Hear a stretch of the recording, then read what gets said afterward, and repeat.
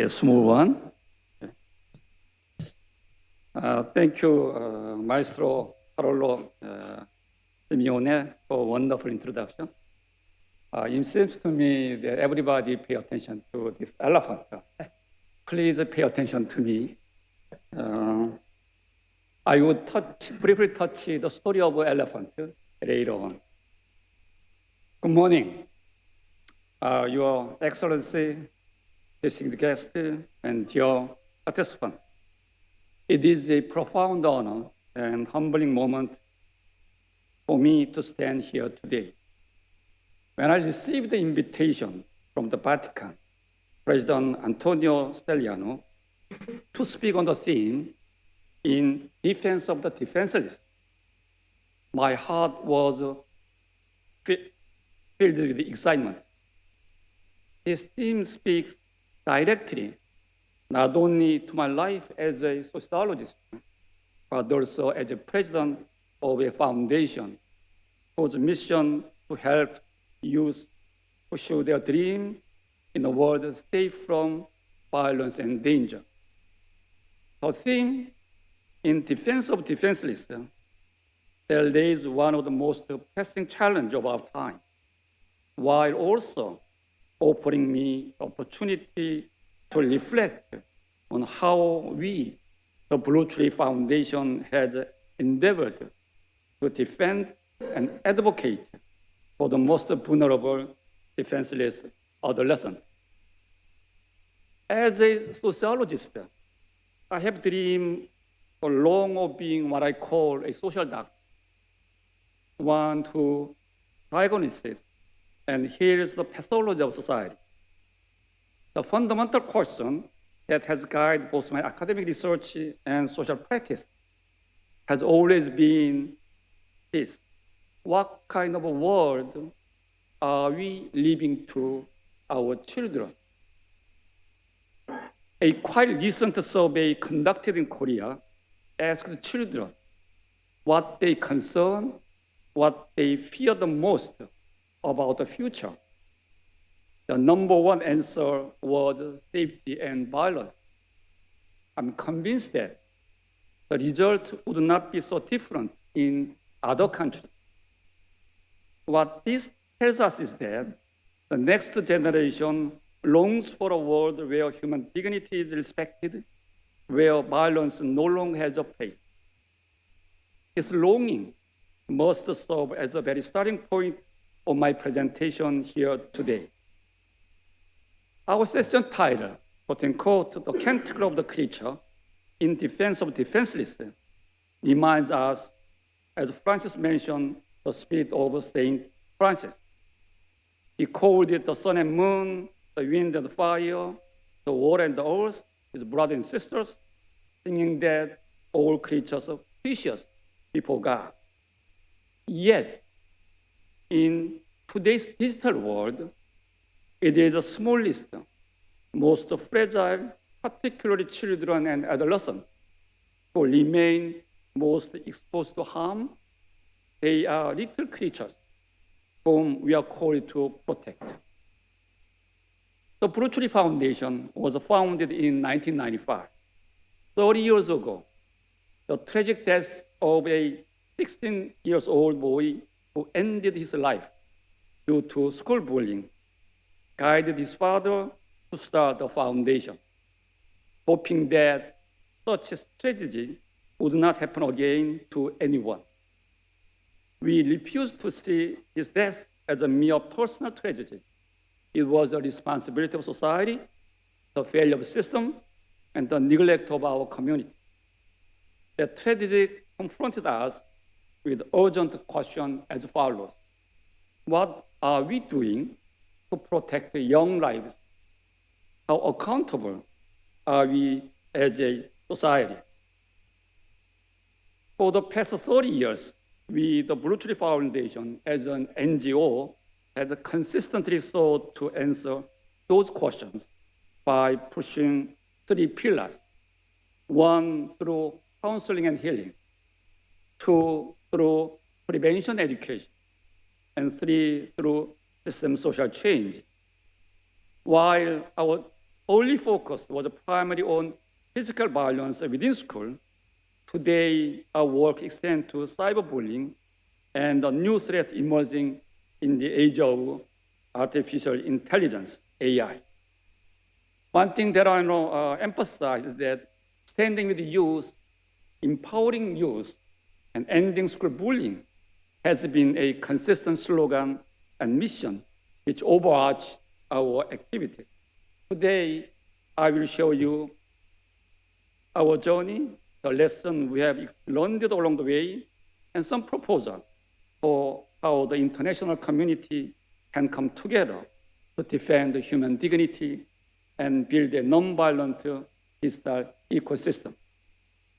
Now, let me briefly, concisely introduce our foundation's 30 years practice and lessons. Violence has changed its shape.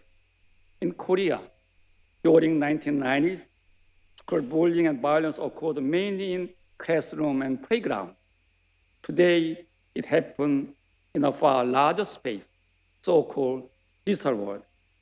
Cyberbullying, demonization, doxing, online sexual exploitation, and deepfake are no longer confined to fiction or cinema. They are daily pain for so many youth. Technology advances every second, every day, but ethical framework for protecting humanity, communities seem to be regressing. AI technology have taken this threat to a new dimension. AI technology is infinitely reproducing and indiscriminately amplifying atrocity. Tools for automated translation, voice synthesis, and image generation allow anyone to produce and spread malicious content with ease. Victims can find themselves ridiculed or stigmatized within seconds, but their scars can last a lifetime. Many victims report depression and self-harming impulse, yet we must also consider perpetrators who are themselves lost in the culture of irresponsible digital engagement and unreflective use of technology. Ultimately, both victims and perpetrators become casualty of broken social structure. This is not just a Korean case, Korean issue. Victims are getting younger, and adolescent mental health has already reached alarming levels. Digital violence is a global crisis, revealing structural deficits in education, ethics, and community. Then how we, the Proliferation Foundation, respond to this chaotic situation? Over the past decade, we have built our work on, as I mentioned, 3 core pillars. First, counseling and healing. We opened Korea's first nationwide telephone hotline and launched the SOS Emergency Center that would respond on the ground in emergency. We strive to reach victims, guiding through recovery with trauma-informed counseling and restorative support. Counseling was not merely a short-term intervention. It was a long journey of recovery. We aimed to help wounded young people due to school bullying rediscover their dignity, regain meaning in life. During the last 1 year, we provided nationwide for 61,518 counseling cases. It's a huge number. Second, prevention education. Equally critical is our flagship initiative program for prevention through on-site education in classroom in school. We have 2 flagship programs. One is called the Harmonious Digital World. The other one is Cyber Jungle Guardian Blue Elephant Program, designed for elementary school children. Using game-based content and peer networks, children learned the empathy for existence in cyberspace. We sought to nurture children as a responsible digital citizen through flagship programs which are based on well-designed collaboration between school, business, and our foundation. I call it tripartite alliance. One initiative, Harmonious Digital World program, collaborated with Kakao, one of the Korea IT leading companies, help children learn and practice the rights and responsibility as a digital citizen. After participating in program, 82% of students shared they would intervene if they witnessed cyberbullying. It is a testament not only to knowledge gain, but also to transform behavior and civic growth with actionable item at hand. The other initiative is Cyber Jungle Guardian, as you see the blue elephant program, collaborated with Samsung, one of the leading global company, Samsung, fostering empathy, coexistence, and pro-social capacity in cyberspace, has reached more than 1.3 million student participants in just 5 years. In our program, more than 1 million students got education, some preventing manner, and they respect children's rights, children's dignity kind of things.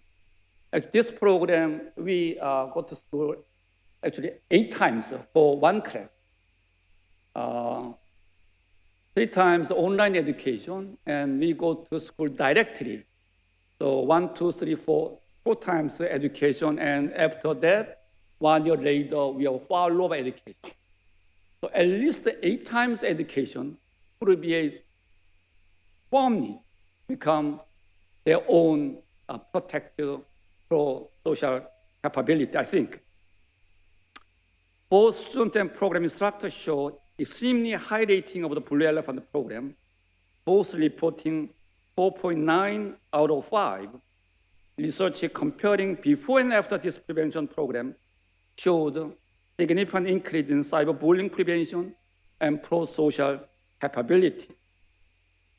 Obviously, this program are extremely popular in school. Each year, more than 15 schools compete for every 1 spot available for either of these 2 programs. The education impact is clear, showing significant increase in digital citizenship and cyberbullying prevention indexes. By the way, this is the mascot or character of our program. Of course, very popular among boys and girls. It's a symbol of cyberbullying prevention education. If you want to have either big one or small one, please let me know. Unfortunately, I bring only 10 pieces. So first come, first serve, or more strong desire than, okay, yeah, okay. So the social change, we never confined to the field alone. From the beginning, we believed that social change was essential. We collected objective data on school bullying, we raised the public awareness, and we influenced legislation. One of the remarkable achievements is that in 2004, about 20 years ago, we gathered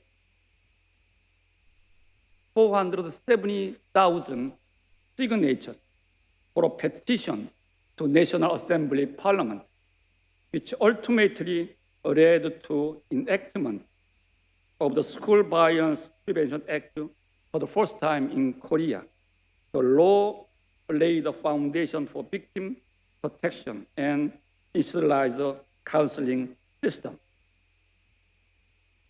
Since 2001, we have continuously conducted an annual national survey on school bullying. Even at the time of pandemic, we had the national survey. We hold press conference every year to show real situation and the trend of school bullying, and raise public awareness and ultimately suggest policy to government. Now, a new challenge. The Brooktree Foundation is now preparing for a new chapter, the creation of, tentatively I name it, AI SOS Center for Youth.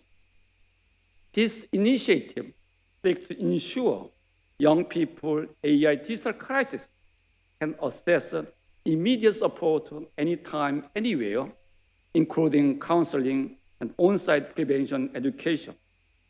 We also want to show that AI need not be merely a threat, but can also serve as a vital tool for safeguarding lives.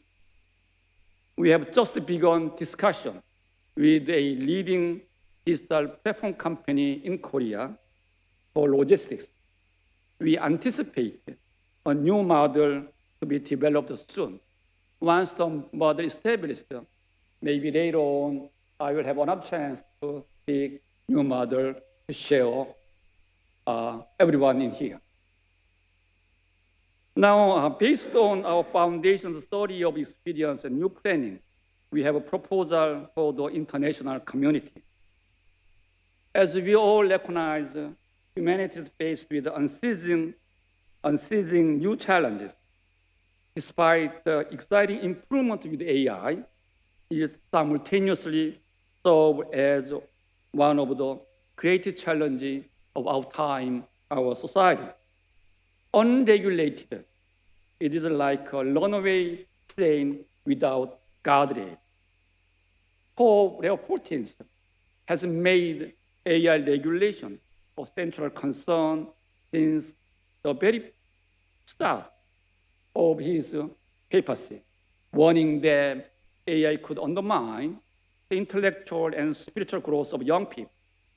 Pope strongly asked AI ethics norm to big tech cooperation.